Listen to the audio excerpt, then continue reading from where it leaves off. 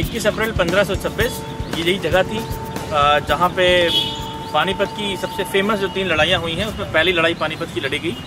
और पानीपत की इस लड़ाई में एक तरफ अफ़गानिस्तान में अपनी हुकूमत जमा चुके, अफ़गानिस्तान के आसपास में अपनी हुकूमत जमा चुके जो मुग़लों की फोर्सेस थी, और दूसरी तरफ जो इंडियन कॉन्टिजेंट था which was representing Lodhi empire वो था।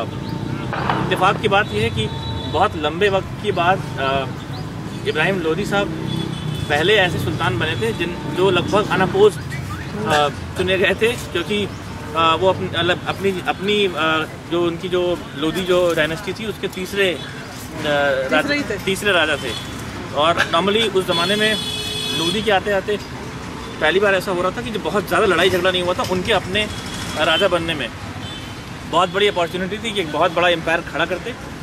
लेकिन शायद इस वक्त तक मैं ये बात समझ नहीं पाया हूँ कि वो कौन सी बात हुई कि जो इब्राहिम लोधी साहब ने बहलोल लोधी की जो बहुत ही ज़बरदस्त एक जो बेस उन्होंने बनाया था, उसके बाद उनके अपने फादर सिकंदर लोधी ने जो बहुत ज़बरदस्त I think more than 20 years जो उन्होंने 40 ईयर्स तो उसने किया। बहलोल लोधी ने लगभग 40 साल हुकूमत की थी, और 17-18 साल लगभग 2 दशक आप कहें 20 साल के आसपास सिकंदर लोधी ने की। तो अफ़गानों ने पहली बार, और पूरी इंडियन हिस्ट्री में करीब पिछले 200-300 सालों में पहली बार ऐसा हो रहा था कि कोई बंदा बहुत ज़्यादा अपोजिशन के बिना एक बादशाह बना। लेकिन जब मैं स्टडी करता हूँ इब्राहिम लोधी साहब को तो समझ में नहीं आता कि क्या बात हुई, किस वजह से कौन से इंटरनल मैकिनेशन या षड्यंत्र का वो शिकार हो गए कि उन्होंने अपने बहुत अच्छे और बहुत ही वफादार जो एलाइज थे और जिन्होंने उनके फादर के 17 ईयर्स के टाइम के 20 ईयर्स के टाइम में जो भी था उसमें काम किया था और बड़े अच्छे बहुत जंग जीती थी और उनकी लोधी एम्पायर को कंसोलिडेट करने में बड़ी हेल्प की थी। उन्होंने एक एक करके सारे लोगों को विक्टिमाइज़ किया कहीं ना कहीं, और उसकी वजह से हुआ ये कि लोधी एम्पायर के जितने भी कॉन्स्टिट्यूएंट्स थे वो सारे बहुत ही ज़्यादा इनसिक्योर फील कर रहे थे। और जैसे हर एक बादशाह के अंदर बड़ी अच्छाइयाँ होती हैं, लोधी साहब भी काफ़ी डिसिप्लिनरियन थे। वो चाहते थे कि एक बहुत ज़्यादा लॉ एंड ऑर्डर का जो सिचुएशन है वो फॉर्मल तरह से दिया जाए, जबकि इनके जो फादर थे सिकंदर लोधी, उनके अंदर एक बहुत अच्छी बात क्या थी कि वो अपने फादर की तरह से ही जितने भी बड़े बड़े जो नवाबीन थे और जो कॉन्स्टिट्यूएंट्स थे उनके एलाइज थे उनको सबको साथ लेके चला करते थे। और इसी वजह से शायद जो बहलोल लोधी साहब का जो 40 साल के आसपास का वक्फा था, लंबा बहुत ही लंबी चीज़ होती उस ज़माने में, जो हर बात पे जंगें हो जाया करती थी। और उसके बाद फिर करीब 17-18 साल इन्होंने सिकंदर लोधी ने भी राज किया। लेकिन हमारी तरफ से 7-8-10 सालों का जो राज था बहुत ही ज़्यादा आपस में कलह हो गई, और उसी वजह से इनके अपने रिलेटिव्स ने जो दौलत खान लोधी थे वो उन्होंने बाबर को इस तरफ आने को इन्वाइट किया। और उसी की वजह से आप देखेंगे इस लड़ाई में बड़ा अजीब सा एक हादसा ये हुआ कि अगर आप कॉमन सेंस का इस्तेमाल करें तो लोधी की आर्मी बहुत कैपेबल आर्मी थी और एक बहुत बड़ी आर्मी थी। लगभग 1 लाख लोग आए थे, और उस 1 लाख में कहते हैं कि 30-40 हज़ार फौजी थे और बहुत सी लंबी सेना थी जो फॉलोअर्स की थी, जो नॉर्मल थे, जो असिस्टेंट थे। तो पहली, और इनके पास करीब 1000 के आसपास हाथी भी थे। इनके पास हाथी, इनकी जो प्रॉब्लम हुई मतलब मैं बताऊँ लड़ाई में ये हारे इस वजह से क्योंकि हिंदुस्तान की फौज बहुत बड़ी थी। बाबर ये सुन चुका था। अच्छा, जो तुम कह रहे थे ना कि लोधी, इब्राहिम लोधी ने क्या किया, लोधी अफगानी है, they were the first Afghani rulers actually for India, for Delhi. तो वो ट्राइबल सोसाइटी है, उनको हुकूमत नहीं पसंद है, सब बराबर के होते हैं। तो बहलोल लोधी और सिकंदर लोधी ने वो इक्वालिटी सी एक बना के रखी थी। इब्राहिम लोधी ने जो अपना ठप्पा जमाने की कोशिश की कि मैं बादशाह हूँ और मैं सब कुछ हूँ, वो बाकी लोग टॉलरेट नहीं करते हैं। तो दौलत खान लोधी ने बाबर को इन्वाइट किया, और बाबर जब आए तो Babur was an extremely good general. वो 12 साल की उम्र में बादशाह बन गया था। उसने वहाँ से समरकंद में था, समरकंद से फरगना उसने कॉन्कर किया। और जब वो आया है इंडिया तो वो ये स्टडी करके आया था कि इंडिया के कंडीशंस क्या हैं और उसको किस तरह के लड़ने की आदत है। उसको लड़ने की आदत थी इन वैलीज एंड रवीन्स, क्योंकि वो अफगानिस्तान में लड़ता था। So he could fight only in mountains. यहाँ पे प्लेन्स थे, खुला ही खुला था सब कुछ। तो and his army was very small, और यहाँ इतने थे। तो उसने जो था, जब when he came here initially he lost. उसके बाद उसने पिंसर मूवमेंट बनाया, and he created a ravine out here by constricting the army on both sides by his people, और एक artificial उसने पहाड़ बना दिया यहाँ पे अपने लोगों का, और उसके अंदर फिर इन्होंने खदेड़ के सबको मारा। प्लस ये पहली दफे रॉकेट इस्तेमाल हुआ था इंडिया में, आर्टिलरी का इस्तेमाल बहुत आर्टिलरी नहीं इस्तेमाल हुई थी कभी इंडिया में, तो वो लेके आया था, कैनन्स लेके आया था, रॉकेट सॉरी कैनन्स लेके आया था फर्स्ट टाइम। गोला बारूद का इस इंडिया में नहीं था वो, हाँ, वहीं से ईरान से सेंट्रल एशिया से आया था, तो वो मतलब ईरानी हो नहीं, अफगानिस्तान हो गया, और ये जो Russian part of Russian country जो यूएसएसआर के जो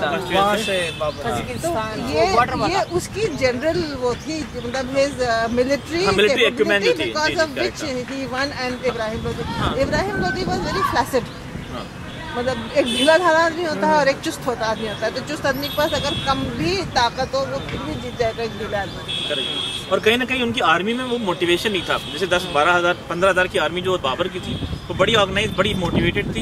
इनकी आर्मी जो थी, क्योंकि उसने अपने ही राजा के हाथों इतने लोगों का कहते हैं कत्लेआम होते हुए देखा था, जो बड़े बड़े लोग इनके साथ नहीं थे, और जो लोग आए भी थे वो कई बार नए थे, जो ओरिजिनल ओल्ड वॉर हॉर्सेस थे, जो जिन्होंने बहुत सारी जंगें जीती थी इब्राहिम लोदी के साथ में, वो वॉर हॉर्सेस नहीं थे, और जो लोग आए थे वो यकीनन नए थे। और यहाँ एक और चीज़ हो गई कि जब जैसे राणा आपा ने बताया कि ना उन्होंने जो वो पहाड़ी टाइप की सिचुएशन क्रिएट कर दी थी, उसकी वजह से हुआ ये कि जब हाथियों ने इनके ऊपर अटैक किया, बाबर की फौज के ऊपर जब उनके ऊपर अटैक हुआ गोला बारूद से, तो हाथी जब भड़के तो वो इनकी आर्मी को ही रौंदने लग गए और बड़ी अफरा तफरी मच गई, और यहाँ तक कि लड़ाई तो हुई, लेकिन 15,000 के आसपास इब्राहिम लोदी के जो फौजी थे वो मारे गए। इब्राहिम लोदी खुद भी लड़ते लड़ते यहाँ पे शहीद हुए। इत्तेफाक से तमाम कमजोरियों के बावजूद जो इब्राहिम लोदी ने बहुत ज़बरदस्त फाइट दी, यहाँ तक कि इवन बाबर ने उनकी तारीफ़ करी कि उनकी जो बहादुरी की, नॉर्मली लोग भाग जाते हैं या पीछे से लड़ते हैं, बंदा खुद आगे से लड़ रहा था, बिकॉज उसको पता था कि उसके अपने कुछ लोग भी हैं उसके अपोजिशन में, therefore he was leading from the front. But somehow 1 lakh की आर्मी होने के बावजूद स्ट्रेटजीज की कमी और मोटिवेशन लेवल की कमी आप कहें आर्मी के अंदर, उसकी वजह से पूरी तरह से ये लोग यहाँ पे हार गए। और this is how Mughal empire got foundation in the heart of India. No, behind is the person who fires the जो पीछे खड़े हैं ना, वो साहब जो बारूद लगा रहे हैं, और बाबर की सेना के आदमी है। इनमें बाबर यहाँ नहीं होगा, बाबर कभी खुद फाइट में इतना आगे नहीं आते थे, वो लोग कैंप में पीछे होके स्ट्रेटजी लड़ाई किया करते थे। कैनन का इस्तेमाल पहले हुआ था, इसलिए ये बात ये सीनरी है वो दिखा रही है कि गोले बारूद का इस्तेमाल करते हुए पहली बार। एक और बहुत इंटरेस्टिंग इसमें कहानी ये थी कि जो ग्वालियर के सिंधियास थे, उन्होंने भी पार्टिसिपेट किया था बैटल ऑफ पानीपत में, and he was also killed. तो बाबर ने हुमायूं को भेजा, Humayun was a young Prince, 22 साल का था। बाबर सेंट हुमायूं के इनकी जो औरतें हैं विडोज एंड काफी विडोज थी, और जितनी लड़कियां हैं इन सबको तुम Gwalior पहुंचाओ। So Humayun escorted them and they were very scared because इन लोगों ने सुन रखा था कि मंगोल है, मंगोल तो मशहूर ही थे for being barbaric। तो इन्होंने बहुत इज्जत के साथ उन औरतों को पहुंचाया Gwalior, and they presented Humayun with the Kohinoor. Kohinoor पहले उन्हीं लोगों के पास था, they presented it to him because they had nothing else to give, हार चुके थे सब कुछ। So they presented the Kohinoor to Babar and to Humayun, sorry, and then Humayun later on gave it to the king of Persia, Shah of Persia।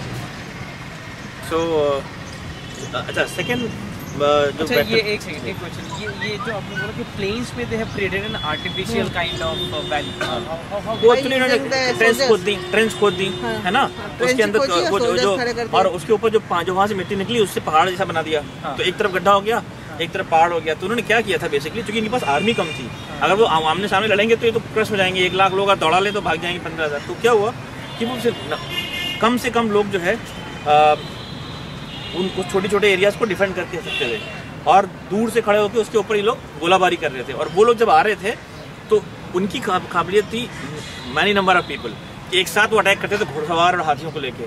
तो जो कि जब बाबर के पास बाबर की साइड में आने की जगह ही नहीं थी, तो वो एक साथ सब लोग अटैक नहीं कर पाते थे, और जो थोड़े थोड़े आते थे वो मर जाते थे। आप समझे, जैसे उनके पास वहाँ तो बहुत दूर तक खड़ी है सेना, लेकिन वो सेना जो इन्होंने वहाँ आमने सामने होने के बजाय उसको स्लो डिवाइड करवा दिया, बॉटलनेक क्रिएट कर दिया कि even if the power is there at the back, the power can't come to the fore to fight you. अच्छा, इनके पास तो ये चाहते थे कि हमारे पास कम से कम आते जाएंगे और एक एक दो करते जाएंगे, but when you start losing your front line in the beginning, जैसे 8 विकेट गिर गया ना, 4 विकेट गिर गया, तो आप डिमोटिवेट हो गया, एक डर की भावना आ गई उसके अंदर। और ऑलरेडी जो उनकी जो लड़ाई थी उसके अंदर एक प्रॉब्लम जो थी लीडरशिप के अंदर, कि जो उनके पुराने बड़े जो जंग जीतने वाले लोग थे वो इब्राहिम लोदी के साथ बहुत ज़्यादा नहीं थे, क्योंकि आपस में जो उनकी जो चल रही थी ना, इब्राहिम लोदी चाह रहे थे कि फॉर्मलाइज करें ऑर्गेनाइजेशन को, उनकी एम्पायर को, और उस फॉर्मलाइज करने के चक्कर में जैसे राणा आपा ने बताया ना कि वो जो कबीले थे, जब तक उनको आपने रिस्पेक्ट दिया कि आप भी बराबर हो, हमारे हो, अपने हो, साथ मिलकर चलो, तो इनफॉर्मली तो बड़े पावरफुली अटैच रहे। लेकिन जब इन्होंने फॉर्मलाइज किया, और होता ये था कि छोटी छोटी बातों पे किसी ने कोर्ट के अंदर उनको उस तरह से सलाम नहीं किया जैसे उनको होना चाहिए था, किसी ने कान पर दिए तो गुस्ताखी करी आपकी शान में, तो गुस्ताखी के एवज में उन्होंने उसको जेल में डाल दिया। तो फिर क्या होता है ना, फिर डिस्ट्रेस बनता गया, और इन्होंने काफ़ी ठीक नहीं था। तो ऐसे करके हमारी पानीपत की पहली लड़ाई खत्म हुई, बाबर साहब और मुगलों का यहाँ पर आना हो गया। सेकेंड वॉर ऑफ पानीपत के बारे में हम इसलिए बात यहाँ करेंगे क्योंकि उसका कोई विजिबल मॉन्यूमेंट हमारे पास नहीं है, सिर्फ एक जगह है देवी मंदिर जहाँ पे हम जाएंगे। तो फर्स्ट वॉर ऑफ पानीपत में बाबर जीत गया, तो उससे पहले जो आपा जी बोल रहे थे कि वो एक बार हार चुके थे बाबर। एक्चुअली बाबर की जो फौजें जो है ना, इवन दिल्ली की लड़ाई में जो तुगलकाबाद की लड़ाई थी, तुगलकाबाद की लड़ाई में भी वो हार गए थे ना, जो एक छोटी सी टुकड़ी आई थी। तो पहले जो क्या था, बाबर ने जो अटैक किया, पहले ये लोग छोटी छोटी स्क्रिमेशेस कराते हैं, चेस करते हैं, है ना, कि माहौल क्या है, उस छोटी छोटी स्क्रिमेशेस में तो वो हारे थे। लेकिन उसके बाद जब खुद पूरी तरह से यहाँ पे आए ना, तो उसके बाद फिर वो इस लड़ाई में जीत ही गए यहाँ से वापस। वहाँ हारे थे ये, समरकंद में, फरगना में, काबुल में हारे थे। काबुल रीटेक नहीं कर पाए थे, काबुल मुगल बादशाह बनने के बाद उन्होंने वापस लिया। तो ऐसा रहा। फिर उसके बाद धीरे धीरे यहाँ से ग्वालियर और पूरा जो नॉर्दर्न इंडिया है उसको इन्होंने कंसोलिडेट किया। लेकिन कंसोलिडेशन के होते होते चूँकि वो हो ही रहा था कि इस वक्त जो बाबर थे ये बस टेकन एज एन आउटसाइडर, और जो मुगल्स थे बहुत दिनों तक इन्होंने अपनी बात यहाँ पर छिप के चलना शुरू हुए, काम इनका मुगलों का शुरू हुआ। लेकिन थोड़े दिन बाद शेरशाह सूरी ने धीरे धीरे अफगान्स को उसी अफगानियत के नाम पे दोबारा रैली कराया अपने साथ में, और जिस अफगानियत को न मैनेज कर पाने के चक्कर में इब्राहिम लोदी ने बाबर से ये लड़ाई हारी थी। तो और उसके बाद धीरे धीरे आपने देखा होगा एक शॉर्ट पीरियड के लिए शेरशाह सूरी का यहाँ पर राज हुआ और उनकी फैमिली का राज हुआ, और ये काफ़ी अच्छा काम किया शेरशाह सूरी ने बहुत कम वक्त में। बहुत ही एबल एडमिनिस्ट्रेटर था वो। और उसके बाद हुआ ये कि जब शेरशाह सूरी और उनकी फैमिली के लोग नहीं हुए, और जो उनके सबसे बेटे थे आदिल शाह, इस्लाम शाह, तो हेमू ने इस्लाम शाह के टाइम पे नहीं, आदिल शाह दो थे ना। इस्लाम शाह तक तो हुकूमत सूरी के पास थी, लेकिन जब इस्लाम शाह की जो डेथ हुई तो उनके पास जो आदिल शाह उनका बेटा बहुत ही छोटा था। उस वक्त हुआ ये कि सारी जो सूर सल्तनत थी वो एडमिनिस्ट्रेटिवली हेमू नाम के एक बहुत ही एबल उनके जो गवर्नर थे वो चला रहे थे, वजीर थे। हेमू साहब जो हैं बहुत ही इंटरेस्टिंग कैरेक्टर हैं, और उनका वो बेसिकली उनके बारे में माना जाता है कि वो दो जगह से कहा जाता है पैदा हुए थे। एक कुछ लोग कहते हैं कि रेवाड़ी के पास पैदा हुए थे हरियाणा में, कुछ लोगों का कहना है कि महर्षि चमन की फैमिली के हैं वो, कुछ लोग कहते हैं वो बनिया है, कुछ लोग कहते हैं कि वो ब्राह्मण है। तो हेमू साहब बहुत ही काबिल आदमी थे, बहुत ही ज़मीन से उठे थे, और काम करते करते under the able leadership of Suri सल्तनत वो बहुत ही कैपेबल हो गए थे। और जब आदिल शाह छोटे थे तो उन्होंने एज ए पैटर्न होता है ना, जैसे अकबर को बैरम खान साहब उनके साथ काम किया करते थे, सिमिलरली अकबर तो इनको हेमू राज किया करते थे। एक वक्त ऐसा आया कि हेमू कहते हैं कि बहुत छोटे वक्त में करीब 20-22 बैटलें जीत के हेमू बहुत मजबूत हो गए, और हेमू ने लगभग अपने आप को किंग डिक्लेयर कर दिया। तो जब हेमू साहब ने अपना किंग डिक्लेयर कर दिया तो अपेरेंटली तो बात सब ठीक ठाक थी, चल रही थी, लेकिन इस बीच अफगान फिर थोड़ा सा हड़बड़ाने लगे कि यार ये कौन हमारा राजा होगा, ये तो नया किस्म का आदमी। बिकॉज क्योंकि इन सारी हुकूमतों के पीछे जैसे शेरशाह सूरी का जो दोबारा लगभग मुगलों से अपने आप को वापस ले आए थे अफगानों के हाथ में, उसकी वजह यही थी कि सारे अफगान शेरशाह के साथ आ गए थे। तो हेमू थे तो बहुत अच्छे लीडर, और उन्होंने बड़ी जंगें जीती। जब तक वो शेरशाह के परचम को लहरा रहे थे, सूर सल्तनत के सारे अफगान उनके साथ थे। लेकिन जब एक वक्त ऐसा है कि हेमू ने अपने आप को राजा डिक्लेयर कर दिया, तो कहीं ना कहीं फिर वही मन में लोगों की गड़बड़ हुई कि यार ये तो अफगान नहीं है, कोई भी हो, अच्छा भी हो, अफगान नहीं है। तो फाइनली ये हुआ कि इंटरनली भी बहुत से लोग उनके अपोज हो गए, और फिर एक बार जो बैरम खान, जो अकबर की पूरी टीम थी, जो वापस रिक्लेम करना चाहती थी वो हुकूमत, जो उनको जो चली गई थी सूर्य के पास और सूर्य से हेमू के पास फॉर वेरी शॉर्ट टाइम, उन्होंने दोबारा इंडिया पे ईस्ट नॉर्थन ऑफ इंडिया पे अटैक किया। और सेकेंड वॉर ऑफ जो पानीपत थी वो हेमू की जो एलाइज थे, और उसके साथ में उनकी और इनके जो बैरम खान की, जो अकबर की जो फौज थी जिसको बैरम खान लीड कर रहे थे एक तरह से, वो अकबर उस वक्त लगभग 13 साल के थे। वो खुद इस लड़ाई में डायरेक्ट फ्रंट लाइन पर लीड नहीं कर रहे थे, करीब यहाँ से 9 मील दूर उनका अपना खेमा था, और उनकी बहुत ज़बरदस्त बड़ी मोटिवेटेड फौज थी, जो बहुत ही एबल जनरल्स उसके अंदर थे। वो लड़ाई यहाँ पे हुई और बहुत ही ज़बरदस्त लड़ाई हुई। अगेन हेमू की फ़ौज बहुत लंबी चौड़ी थी और एज़ यूजुअल मुग़लों की फ़ौज छोटी थी, लेकिन बेटर टेक्निक्स का इस्तेमाल करते हुए यहाँ पर लड़ाई शुरू हुई। बड़ी दोनों तरफ से बड़ी कैजुअलिटी हो रही थी, लेकिन एक अकेली ऐसी घटना वहाँ घट गई कि बीच लड़ाई में हेमू भी यहाँ पर इब्राहिम लोदी की तरह से एकदम फ्रंट में लड़ाई कर रहे थे, तो उनकी आँख में एक गोली लगी। हाँ, वो गोली आँख चलना शुरू, गोली टाइप मैचलेट क्या बोलते थे उसको, मैचेट्स करके ना, वो बंदूकें टाइप लंबी टाइप नहीं होती थी, वो मशाले टाइप की लोग लंबी सी बंदूकें वो चली और उनकी आँख में लगी और उनकी आँख चली गई और वो गिर पड़े वहीं पर मैदान में। और क्योंकि ये बड़ी कैरिस्मेटिक लड़ाइयाँ हुआ करती थी, जो लीडर जब तक लीड कर रहा है लोग उसके साथ हैं, और लीडर का ना होना सिम्बॉलिकली बहुत बड़ी एक तरह से ना परेशानी का बायस बन जाया करता था। तो हेमू साहब जैसे ही गिरे उस गोली से, सेना में एकदम अफरा तफरी मच गई। और Mughals are very expert warriors, because पिछले 10-15 सालों से जब ये पूरी पावर में नहीं थे, लड़ाइयाँ ही कर रहे थे और एक तरह से बुरी तरह से प्रैक्टिस में थे और बहुत ही डिटरमिनेड थे कि कैसे हम डिक्लेम करें। तो एकदम से मुगल फौज इनके ऊपर टूट पड़ी, और despite very good forces and very good organisation of forces, and despite a lot of very powerful Afghan forces also behind them, somehow they lost it. Or this is how the real Mughal Empire, which we see, which was which is known as the Great Mughal Empire, came into being and was there for another around 700 1857 तक था ना, 1526 से जी, तो करीब 300 around 300। ये 1556 में ये लड़ाई हुई थी, जस्ट 30 साल बाद पहली लड़ाई की, मेरी मैथ बहुत खराब है ना। हाँ, तो ये करीब 300 साल बहुत शानदार हुकूमत चली मुगलों की। और तो सेकेंड वॉर ऑफ पानीपत यहाँ पर ऐसे एंड। सेकेंड कहाँ पे हुआ था? सेकेंड का पोजीशन किधर है? सेकेंड की पोजीशन एक्चुअली क्या है, देवी मंदिर के अंदर। देवी मंदिर जो जगह है वहाँ पर वो जो थर्ड वॉर में मराठा सेनाएं वहाँ पर इकट्ठे हुई थी। सेकेंड की पोजीशन जो है उतनी क्लियर नहीं है, जहाँ पर हेमू शहीद हुए थे वो भी वो जगह है, यहाँ से करीब 30-35 किलोमीटर दूर है वो जगह है। तो इस जगह पे नहीं है, वो थोड़ा बाहर की तरफ है।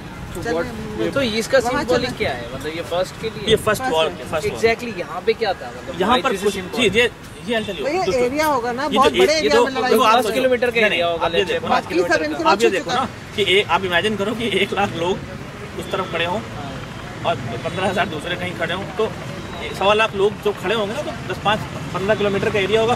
तो वो ऐसे ग्रुप में नहीं खड़े होंगे, वो अपनी दुनिया बना के खड़े होंगे। ये सब इंक्रोच हो गया तो बेसिकली एक बहुत बड़ा मैदान था। और ये जो जगह है ना, ये जो रियल मेमोरियल था इनका, तो वो क्या है, इत्तेफाक की बात है कि बाबर ने खुद इब्राहिम लोदी की बहुत तारीफ़ की है अपने जो है ना सफ़रनामे में और अपनी बायोग्राफी में। लेकिन ये जो इब्राहिम लोदी की जो ये वो है कब्र इसकी, वो यहाँ नहीं थी, थोड़ा आगे की तरफ थी। तो जब ये सामने जो आप देख रहे हैं ना, ये रोड, ये ग्रैंड ट्रंक रोड है, शेरशाह सूरी की बनवाई हुई जो रोड है ना, जब अंग्रेज इसको दोबारा और चौड़ा कर रहे थे और बना रहे थे, तो उन्होंने इसको कॉम्प्लेक्स को थोड़ा छोटा कर दिया और 1-2 मॉन्यूमेंट यहाँ पर और थे, वो मॉन्यूमेंट भी नहीं रहे। जैसे जो विक्रमादित्य का जो मॉन्यूमेंट था वो भी यहाँ पे था, तो वो उन्होंने एकदम अपरूठी कर दिया। ये चीज़ जो है शेरशाह सूरी की बड़ी ख्वाहिश थी, क्योंकि ये अफगान्स को रिप्रेजेंट कर रहे थे। वो चाहते थे कि बहुत बड़ा यहाँ पर गुम्बद बनवाएं, लेकिन क्योंकि बहुत ही ज़्यादा हैक्टिक और बड़ा एक्टिव उनका लाइफ पीरियड रहा, उनकी एक तमन्ना पूरी नहीं हुई कि इसकी म्यूजियम को, इसकी जो मॉन्यूमेंट्स को ना बहुत ही बड़ा बना सके। We will go to this monument, that is the grave of Ibrahim Lodi.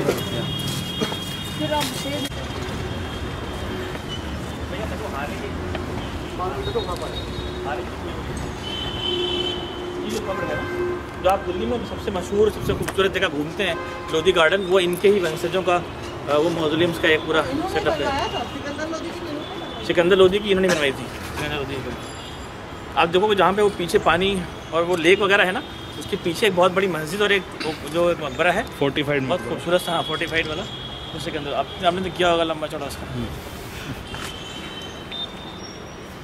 वहाँ पानी की पाइप्स भी निकलते हुए दिखती हैं। एक्चुअली इवन जितने भी इन लोगों ने बनवाए हैं ना वाटर सिस्टम, क्योंकि अफगानिस्तान बड़ा खूबसूरत झरने वाला प्रदेश था ना, जहाँ भी जाते थे झरने वरने बहुत बनाते थे ये लोग, तो इनकी एक खासियत थी। वो इरिगेशन भी ना, मतलब वहाँ पे तो फूल वाले वो थे, तो फूल वाले थे प्लस इनको बागीचे चाहिए, तो you will see that these all tombs are constructed in what is called garden, है ना, टूम कॉम्प्लेक्स। तो you will have garden because इनकी एक जो परिकल्पना होती थी वो होती थी कि जन्नत जैसा कुछ बनाएंगे, समझे, वो जन्नत जैसा कुछ बनाएंगे जिसमें नदियाँ भी बह रही हैं, झरने भी बह रहे हैं, खूबसूरत हवाएँ चल रही हैं और खुशबुएँ आ रही हैं। तो इस वजह से पानी का सिस्टम तो हर जगह आपको मिलेगा उसके अंदर।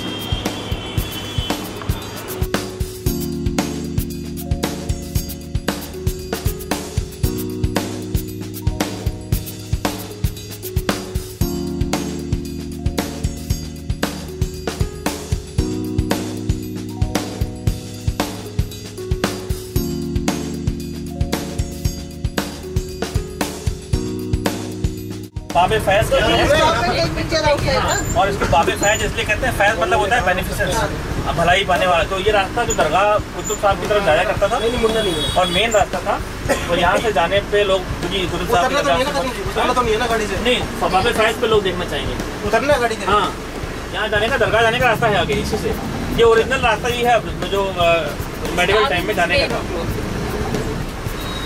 ये देखिए बहुत ही खूबसूरत था, वो उसके लिखा हुआ था वो कट गया, ये तो फली बड़ा है, ऊपर लिखा हुआ था बाबे फैज गेट, उस पर वो उर्दू में लिखा हुआ था, वो जो ना ये यहीं पर लिखा था, जी रिवाइट दिख रहा है ना, तो नवाज सादिक हुसैन